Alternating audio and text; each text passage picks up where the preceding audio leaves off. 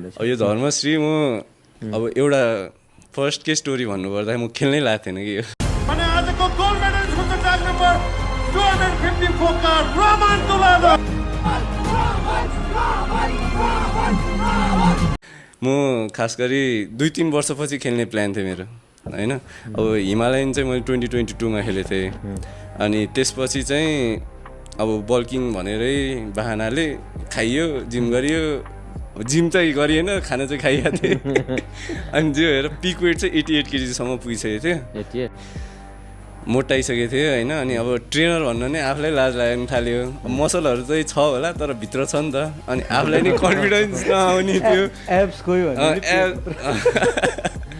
अनि त्यसपछि चाहिँ मैले यो दसैँपछि चाहिँ कटिङ गर्न थालिसकेको थिएँ। अब चाहिँ भएन अब त फर्ममा हुनुपर्छ भनेर अनि कटिङ गर्न थालेको थिएँ। अनि सिजन र मैले सँगै प्रेप सुरु गरेको अनि 10-11 विक्स आउट हुँदाखेरि चाहिँ म चाहिँ जाने सोच्थेन। सिजनले चाहिँ सोच बनाइसकेको थियो धर्मश्री जाने।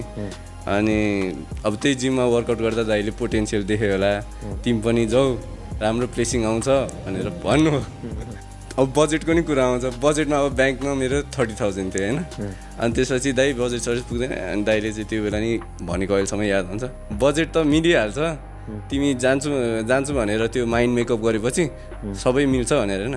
साँच्चीकै भन्नुपर्दा होइन हरेक कुरा मिलेर आएको छ क्या दाइ। बजेटदेखि लिएर ठ्याक्कै सकिने बेलामा कसैले हेल्प गरिदिने हाम्रो फिटनेसनले पनि हामी दुईजनालाई स्पोन्सर गरिदिएको छ ठ्याक्कै। अनि क्लाइन्टहरू पनि धेरैले हामीलाई सपोर्ट गरेको छ।